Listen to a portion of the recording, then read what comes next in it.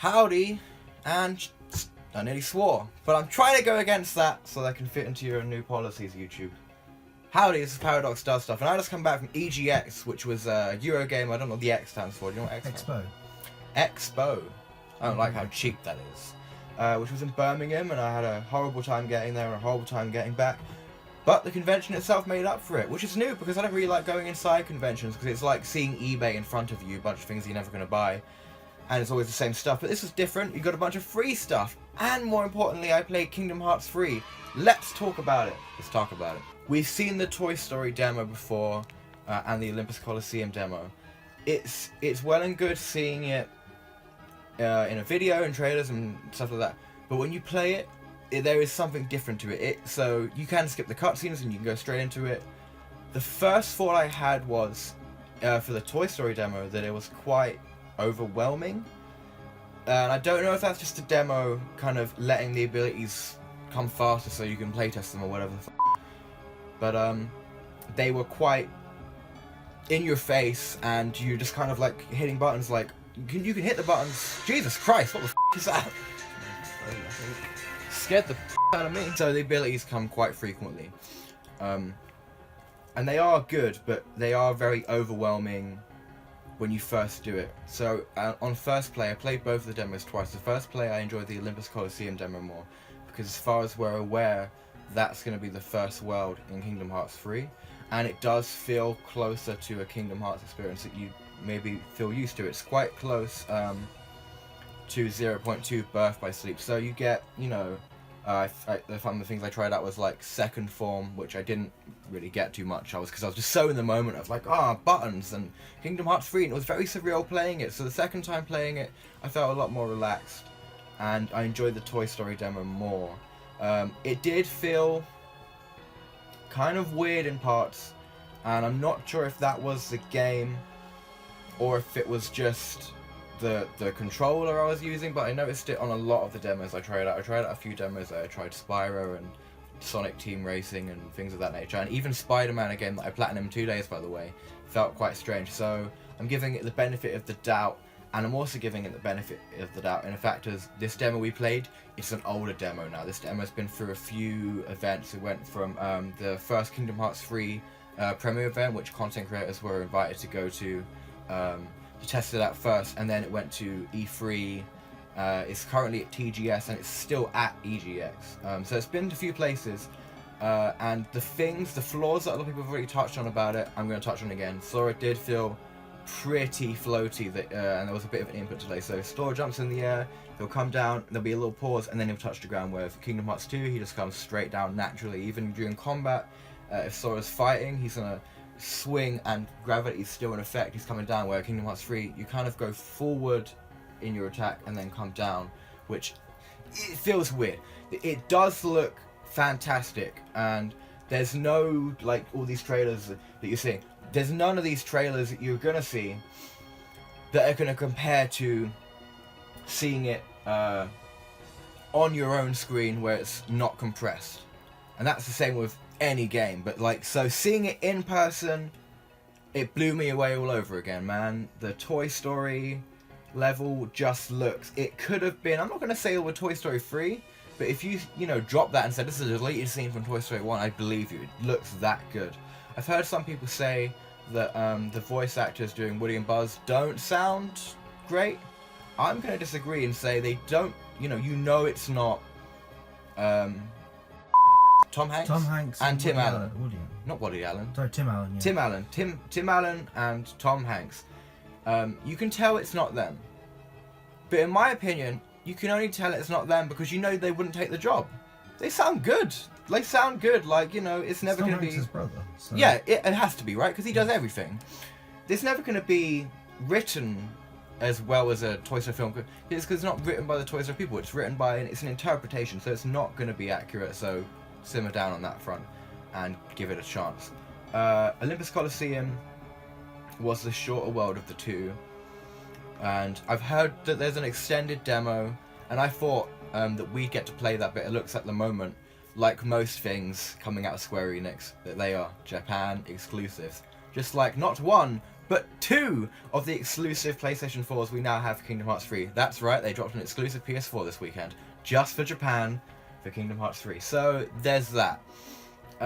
So you essentially, you just run up a mountain, and I think my flaw with this was, it doesn't feel like you're using an analog when he turns to kind of go, like, so you're going up and then you dodge something and you go that way.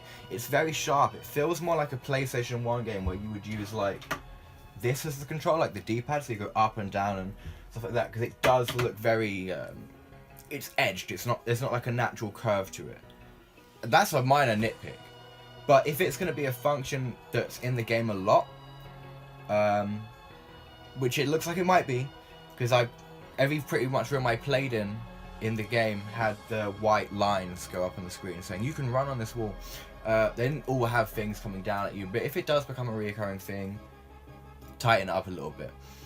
Then we don't know how old this demo actually is. This demo could be older than we think it is. This demo could be like, I would say maybe 2014, 15, something like that, because this game's been in development for a while now as it is. So I'm going to give it the benefit of the doubt, and like I said, the first event they did, the Kingdom Hearts premiere event, that was specifically to get feedback. So now that we've got these extra couple months going into 2019 waiting for it, it's only more time for them to polish it, so I'm good on that front. I had a blast. I nearly cried, because, do you know what, after 13 years of waiting, it's like, it's not the way I thought I'd experience it first. I thought I'd experience it like at home, in bed, like, you know, just gearing to go. So it's quite a weird way to do it. And I'm very fortunate that I got to go play it, because I was like, oh, it's only going to be in America or San Diego or all these kind of things. So I'm very, very happy. And Spyro is another one that was fantastic. I'm not going to do a full thing on Spyro, so I'm briefly going to touch on that. The only thing I had a problem with is it's too accurate. It's too accurate to the PlayStation 1 game. In as much as, that's fantastic, because it's too accurate, like, oh, it's the same game, but just upscale graphics. Fantastic. Just add in a camera that you can control, because you've only got the left analog stick. The right analog stick doesn't do anything. Just make it a camera, and you've got a perfect game. That's what I've got to say on Spyro. So, let's move on to some questions before I run the fucking convention clips. Because I asked some people send me in questions, because I'm not great at just talking off the top of my head. Even though I just spouted for a good, how many minutes? We're at 8 minutes. Hey, that's a good 8 minutes. Okay. First question is, are the controls similar to previous games? The controls are very similar to previous games, in as much as you feel extremely at home. Like, I'm a guy who plays Kingdom Hearts 2 twice a year, so I pick up a controller, I know my way around it. Like, I didn't even look most of the time, like, and I just assumed things would be there. Like, I'd hit L1, which in most Kingdom Hearts games is a shortcut so for your spells or items, and I wasn't even thinking about it, because I did just feel so at home that I was like, oh, cure, dush, dush, and it worked. So yes, Sora does feel a little, there's something just off about it, and it's not much, but you can tell that it's still in development, so I'm not going to be able to judge that properly until the game's out. But for now, what I'm seeing, yeah, it feels great, and it does compare to it. It's a mixture of, you've got the classic Kingdom Hearts 1 and 2 command menu, mixed in with some elements from like Birth by Sleep and Dream Rock Distance. So you get the shot lock from Birth by Sleep, you get some of the reaction commands similar to the ones we saw in 0.2. And I think maybe Dream Drop Distance. You get the flow motion from Dream Drop Distance, but it's been tightened up a bit, so you can't just spam it to get through the game. You can bounce off a wall, but you can only do it like a couple times, whereas in Dream Drop Distance you could go do and just spam your way from the game and make every boss as easy as you'd like it to be. So they take the best elements from those 3 games and they've just combined it into this. So yeah, it's similar as heck. The next question is, how's the soundtrack? The soundtrack it's good. I mean, what do you expect from Yoko Shimomura? She's great. I've noticed, I didn't get to play a lot of it. You only get 2 small sections of the worlds, which were massive anyway. And when you hear that the Toy Story world, we've only seen, I think it was like 30% of what we're gonna get. That is ridiculous. That world must be humongous. I mean, sure what else they can do with it, because what is it in Toy Story? You get the house, the toy shop, and Pizza Planet, I guess. Maybe Alice Toy Barn as well. I don't know. So it's gonna be interesting to see how they do expand it if that's only 30% of the world, unless they have to make more of their own sections, which would be interesting. The soundtrack, you know, I had 40 minutes of the game total. So the things that stick with you most for me at this moment were things that I'd heard before. So there's some motifs that were used in earlier Kingdom Hearts games. Like there's stuff from Kingdom Hearts 1, there's a battle theme from Kingdom Hearts 1 when you're fighting the Giga robot things, whatever you want to call them. I'm pretty sure it's Kingdom Hearts 1 that reoccurred, and I went, oh man, I remember fucking beating some ass to this and stuff like that. And then there's a nice version of Hand in Hand, which is it's very Sora, Donald, and Goofy. It's pretty much their theme as a team, I guess, that plays when you do team-up attacks and stuff, so that's great. And of course you get the Don't Think Twice song from Tardy Hickory, which has been drummed into our head in every single trailer, which I think is quite smart, because if you go into the game blind without knowing the song and you start the game up and it's the first time you hear it, you're going to be kind of... I feel like you'd be kind of how you'd feel when you get a new Doctor in Doctor Who, because it's like you're just sitting there just like, you're not my Doctor, you're not Simple and Clean, you're not my Sanctuary. But because you've heard the song in the trailers, I was raving to it. Like I was walking through the convention and singing it and all that kind of stuff. So yeah, soundtrack, safe hands. That was never in doubt. Next question is, what did you do in the demo? What do you do? I'm gonna go for, what's that, like, how do we take that? Is that just like, what do you get to do? Yeah. What Sure. What happens when you play the demo? So this is the Toy Story section here. You start off, I'm pretty sure in the Toy Story section it starts you off at the beginning of that world, which is in Andy's room. I'm not going to go too deep into it just in case you don't want anything, so this is going to be mostly non-spoilers. But it starts you off there, and you're introduced to... You okay? Please don't die. Dying I in need the you. corner. You start off in Andy's room, and you're introduced to Woody, Buzz, Ham, Rex, and Slinky, and your classic Toy Story characters. And then there's an inciting event that makes you guys kind of team up.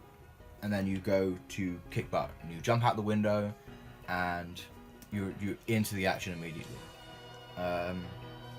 And I gotta say that one of the things that really just made me feel, kind of, this is great, was just being able to just like walk up and open a chest. It was like, I'm opening a chest in Kingdom Hearts 3. This shouldn't be real. This game still couldn't be real. There's a chance that this could all be a prank, because this is the only 2 demos we've seen so far. This could still be a really lengthy Square Enix prank, and this game may now never come out. But I've played it. Well, sort of. So that's what you do, and then you go down to the toy shop and you fight there's a boss battle. So, not much.